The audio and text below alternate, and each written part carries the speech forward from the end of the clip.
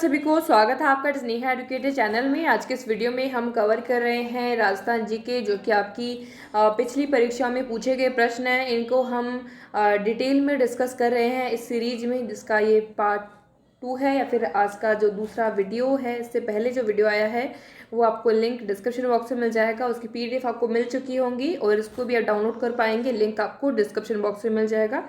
सबसे पहला प्रश्न है यहाँ पर, राजस्थान में वर्षा के लिए निम्नलिखित में से कौन उत्तरदायी नहीं है। पहला है मानसून की अरब सागर की शाखा, बिल्कुल जो है राजस्थान में वर्षा के लिए अरब सागर की शाखा महत्वपूर्ण है। दूसरा मानसून की बंगाल की खाड़ी की शाखा, ये भी महत्वपूर्ण है। तीसरा पश्चिमी विक्षोभ, तो मावठ आप जानते हैं राजस्थान में जो सर्दियों में जो बारिश होती है, तो उसके लिए भी एक कारण जो माना जाता है वो पश्चिमी विक्षोभ माने जाते हैं। तो यहाँ पर भी तीसरा कारण भी यहाँ पर सही है, तो तीनों यहाँ पर सही है। और यहाँ पर उत्तरदायी कौन सा नहीं है, तो लौटता हुआ मानसून जो है राजस्थान में वर्षा का जो उत्तरदायी नहीं है। तो यहाँ पर जो राइट आंसर हो जाएगा वो कौन सा हो जाएगा, डी ऑप्शन। अगला प्रश्न यहाँ पर है, तो यहाँ पर आपको दिए गए हैं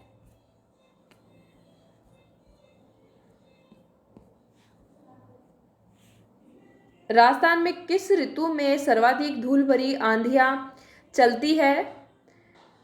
तो राजस्थान में सर्वाधिक धूल भरी आंधियां जो चलती है वो ग्रीष्म ऋतु में। और हम बात करें कि कौन से जिले में ज़्यादातर जो इस तरह की आंधियां चलती है, तो गंगानगर का नाम आप ध्यान रख सकते हैं, जहाँ पर सबसे ज़्यादा जो है आंधियां जो चलती है। तो गंगानगर इसके लिए ध्यान रखिए। बाकी जो कौन सी ऋतु में, तो ग्रीष्म ऋतु ये हो जाएगी। अगला प्रश्न यहाँ पर है, तो पर्वत शिखर दिए गए हैं, तो ये सभी जो अरावली की जो चोटियां हैं, तो इससे पहले हम अरावली के बारे में कुछ डिस्कस कर लेते हैं। तो यहाँ पर एक प्रश्न आप ज़रूर ध्यान रखें कि अरावली का जनक जो है वो किसे कहा जाता है, तो वो आप ध्यान रख सकते हैं।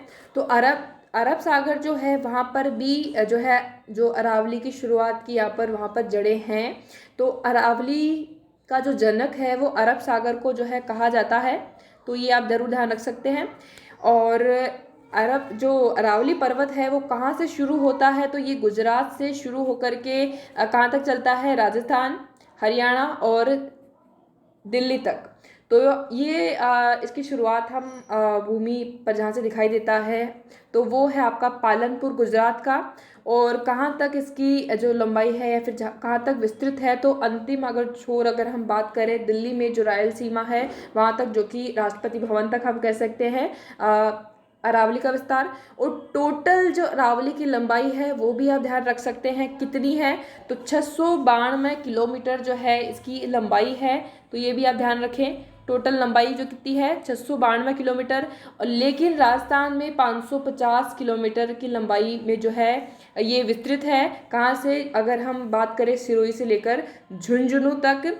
और एक और प्रश्न जो बनता है कि अरावली का विस्तार जो राजस्थान में है, तो राजस्थान में जो अरावली की पूरी लंबाई 100% है, तो राजस्थान में कितने प्रतिशत जो है वो राजस्थान से संबंधित है, तो उसका डेटा आप ज़रूर ध्यान रखें। तो 79.48%, तो मतलब लगभग 80% जो अरावली का हिस्सा है वो कहाँ पर है, वो राजस्थान में है। तो ये डेटा ध्यान रखें, लगभग 80% यानी 79.48 जो प्रतिशत है वो राजस्थान का भाग है। और इसमें आप जो महत्वपूर्ण प्रश्न जो बने हैं वो हमने यहाँ पर डिस्कस किए हैं अरावली से संबंधित।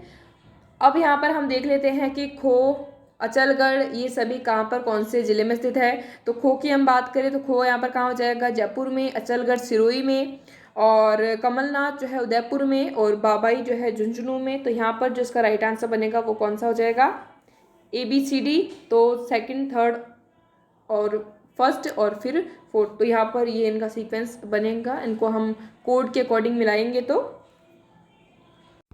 इसी बीच अगर आप RS 2021 के लिए तैयारी कर रहे हैं या करना चाहते हैं, तो अनअकैडमी प्लेटफॉर्म पर RS 2021 फाउंडेशन कोर्स जो है शुरू हो रहा है 28 अक्टूबर से। तो उसको आप ज्वाइन कर सकते हैं। ज्वाइन करने के लिए लिंक आपको डिस्क्रिप्शन बॉक्स में मिल जाएगा। साथ में आपको कूपन दिया गया है, जिसको आप अप्लाई करेंगे तो आपको 10% का डिस्काउंट वहाँ पर मिल जाएगा। और ये राजस्थान के जो टॉप एडुकेटर्स हैं जिनके द्वारा ये जो कोर्स आपको मिलेगा, तो यहाँ पर आप देख सकते हैं इनका जो सब्जेक्ट है, टाइमिंग है, सब कुछ यहाँ पर दिया गया है। तो ये जो आपका कोर्स है वो शुरू हो रहा है 28 अक्टूबर से। ज्वाइन करने के लिए लिंक और बाकी जो इस कोर्स से संबंधित जो जानकारी है वो आपको डिस्क्रिप्शन बॉक्स में मिल जाएगी, तो वहाँ से भी आप जाके देख सकते हैं। बाकी लिंक के थ्रू आप इस कोर्स के बारे में जानकारी और अधिक ले सकते हैं। बाकी ज्वाइन करने के लिए लिंक आपको दिया गया है, जो कि आपका कोर्स ये जो शुरू हो रहा है, जो कि आपके राजस्थान के टॉप एडुकेटर्स के द्वारा ये कोर्स जो बनाया जा रहा है। अगला प्रश्न जो है, रामगढ़ पहाड़ी किस जिले में स्थित है? तो रामगढ़ पहाड़ी जो स्थित है वो बारां जिले में स्थित है। बारां जिले में रामगढ़ पहाड़ी स्थित है। अगला प्रश्न है, राजस्थान में उत्तरी अरावली श्रेणी की सर्वोच्च चोटी कौन सी है? तो उत्तरी अरावली की यहाँ पर बात की गई है बैराट। यहाँ पर हम बात करें तो जयपुर में नाहरगढ़। और सबसे ऊंची चोटी की बात की गई है तो यहाँ पर रघुनाथगढ़ सीकर जो है, यहाँ पर इनमें से सबसे ऊंची चोटी है। तो सी ऑप्शन का राइट आंसर हो जाएगा। अगला प्रश्न जो है, निम्नलिखित अरावली की चोटियों को अवरोही क्रम में व्यवस्थित कीजिए। तो अरावली यहाँ पर अवरोही क्रम में इनको व्यवस्थित करना है। तो बड़े से छोटे की ओर यहाँ पर जाना है। तो इनमें से कौन सा होगा? निम्नलिखित तो इनमें से जो दिया गया है कि ऋषिकेश, सज्जनगढ़, गोगुंदा और भानगढ़, तो इनका जो हम बात करें जो ऊंचाई है इसको लेकर के जो एग्जैक्ट डेटा है इसको लेकर के एक सेपरेट वीडियो आएगा, जिसमें आपकी सभी कुछ जितने भी जो चोटियां दी गई है उनके बारे में आप जल्द देख पाएंगे। तो यहाँ पर अवरोही क्रम होगा ऋषिकेश, सज्जनगढ़, गोगुंदा और भानगढ़। अगला प्रश्न हम यहाँ पर देखते हैं, निम्नलिखित में से कौन सा युग्म जो है सही है? तो बनास, बाणगंगा, लूणी नदी जो है, कोठारी, चंबल, सुकड़ी, माही जाखम। तो माही जाखम जो है, माही की सोम और जाखम दोनों ही जो है सहायक नदियां हैं। अब यहाँ पर जो दिया गया है कि बनास की कौन कौन सी सहायक नदियां हैं, तो आप वो ज़रूर ध्यान रखें बनास की कौन कौन सी है। तो अगर बाईं ओर से हम बात करें तो इसकी कौन कौन सी नदियां हैं, तो कोठारी, कोठारी आप ध्यान रख सकते हैं बाईं ओर से। और खारी, ये आपकी किसकी बनास की सहायक नदियां हैं बाईं ओर से। दाईं ओर से अगर हम बात करें बेड़च और मेनाल जो है दाईं ओर से है। लूनी नदी की जो सहायक नदियां हैं सुकड़ी, मीठड़ी और जवाई, लीलड़ी, ये जो है लूनी नदी की सहायक नदियां हैं।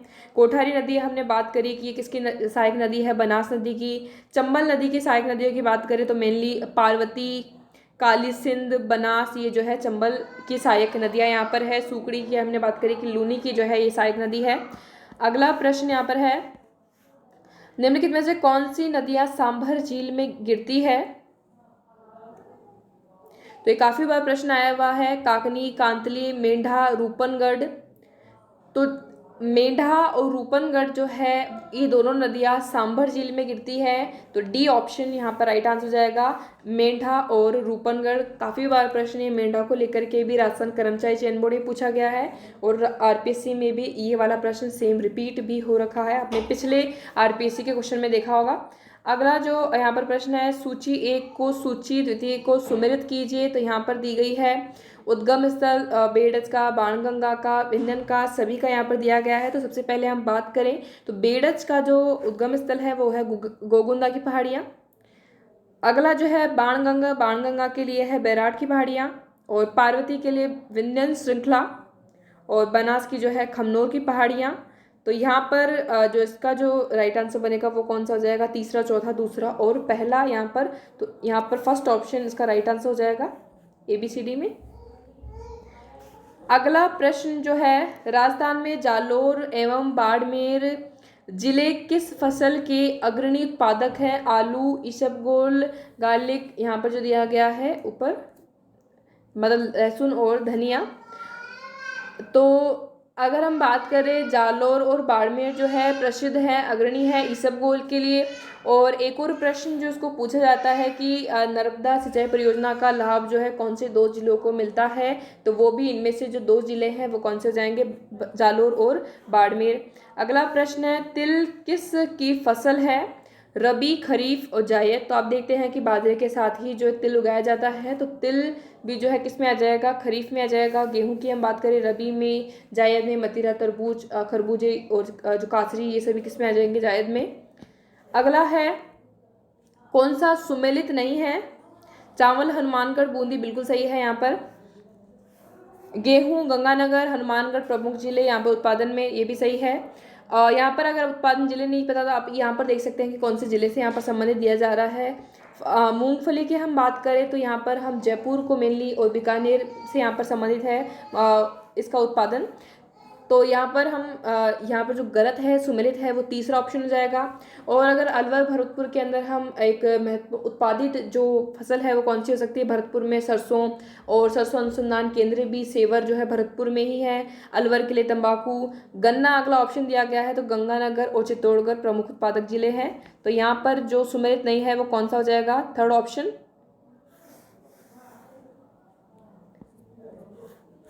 अगला प्रश्न है निम्नलिखित में से कौन सी राजस्थान के मरुस्थल की मुख्य विशेषता है, अति शुष्क दशाएं, तापमान का अतिरेक, न्यून औसत वार्षिक वर्षा, कम तथा छितरा हुआ वनस्पति आवरण। तो इसमें आपकी राजस्थान की मरुस्थल की विशेषताएं बतानी है, तो आप चारों देख रहे हैं, चारों ही राजस्थान से संबंधित हैं। तो यहाँ पर कौन सा हो जाएगा, डी ऑप्शन इसका राइट आंसर हो जाएगा।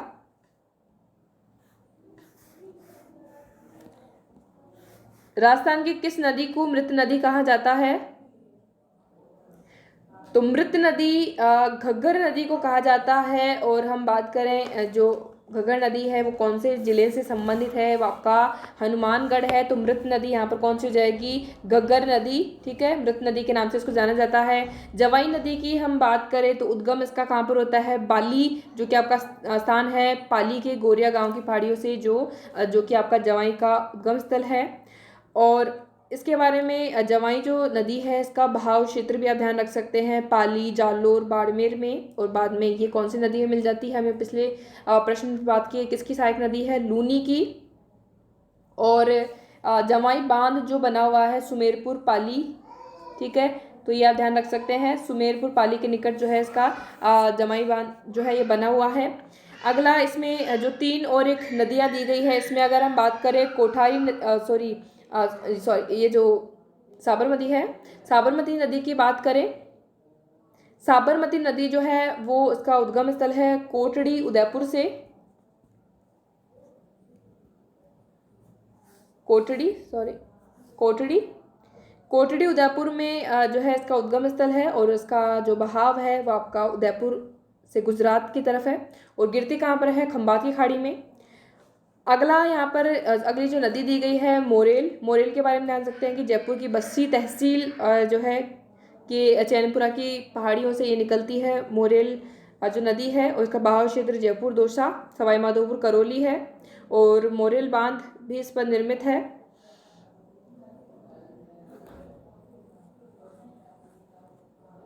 अगला प्रश्न जो है उदयपुर बेसिन की चारों ओर की पहाड़ियां कहलाती है, तो उदयपुर बेसिन की चारों ओर की पहाड़ियां जो कहलाती है गिरवा, इसको आप जरूर ध्यान रखें, गिरवा को जो है उदयपुर की चारों ओर की पहाड़ियों को कहते हैं। अगला प्रश्न जो है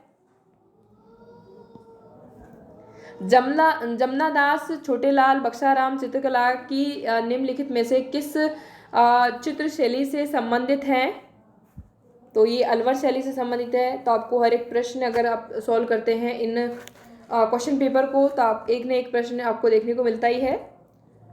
वैष्णव संप्रदाय के पुष्टि मार्ग के संबंधित केंद्रों को चिन्हित कीजिए। तो वैष्णव संप्रदाय के नाथद्वारा यहाँ पर वैष्णव संप्रदाय है, कांकरोली यहाँ पर वैष्णव संप्रदाय है, सलेमाबाद जो है वो कहाँ से संबंधित है, वो निम्बार्क संप्रदाय से संबंधित है, निम्बार्क। और यहाँ पर गलता जो अगला ऑप्शन दिया गया है वो कौन से संप्रदाय से संबंधित है, तो वो आपका रामानंदी, ठीक है, रामानंदी संप्रदाय से। तो यहाँ पर पूछा गया है वैष्णव संप्रदाय से, तो पहला और दूसरा यहाँ पर इसका जो है राइट आंसर होगा कि जो कि आपका संबंधित है किससे, वैष्णव संप्रदाय से। तो पहला और दूसरा, तो यहाँ पर ए ऑप्शन जो है इसका राइट आंसर हो जाएगा। और गलता जो है जयपुर में जो स्थित है, इसको मंकी वैली के नाम से भी जाना जाता है।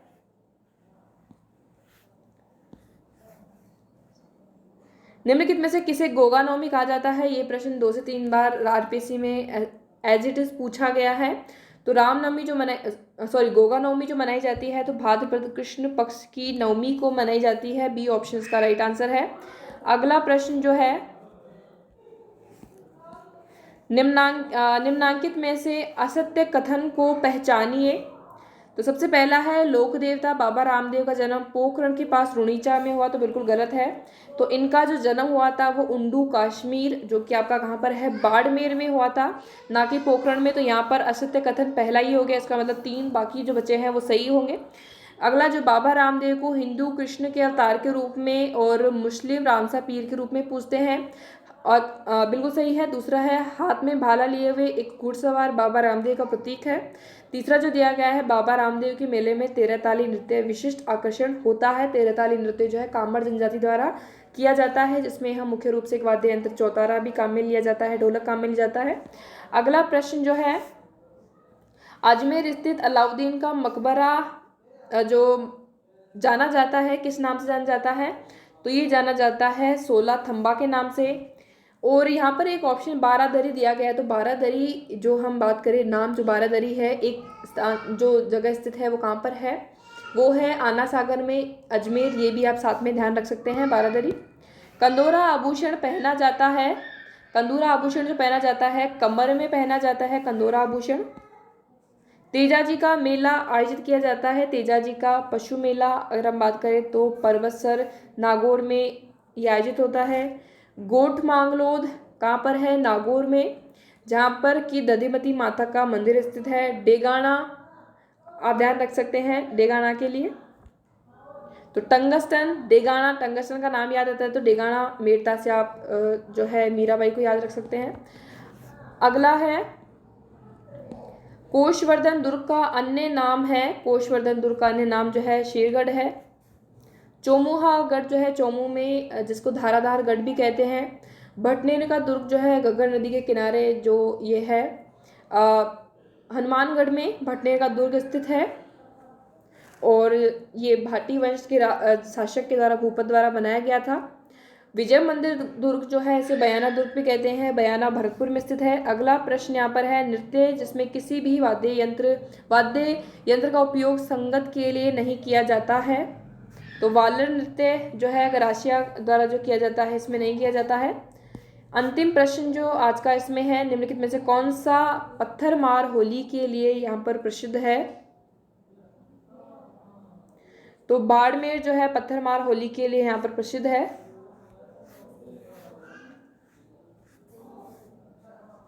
तो ये कुछ प्रश्न रहे हैं, इनमें आपका जो भी स्कोर रहा हो वो जरूर कमेंट बॉक्स में शेयर करें। इसकी पीडीएफ डाउनलोड करने के लिए आपको लिंक डिस्क्रिप्शन बॉक्स में मिल जाएगा। इससे पहले जो वीडियो आया है उसका पीडीएफ भी वहाँ पर अवेलेबल है, उसको भी आप डाउनलोड कर सकते हैं। डेली बेसिस पर वहाँ पर पीडीएफ अपडेट होते रहेंगे, जिनको भी आप डाउनलोड कर सकते हैं। टेलीग्राम चैनल का लिंक आपको डिस्क्रिप्शन बॉक्स में मिल जाएगा, कमेंट बॉक्स में, जहाँ से आप ज्वाइन कर सकते हैं।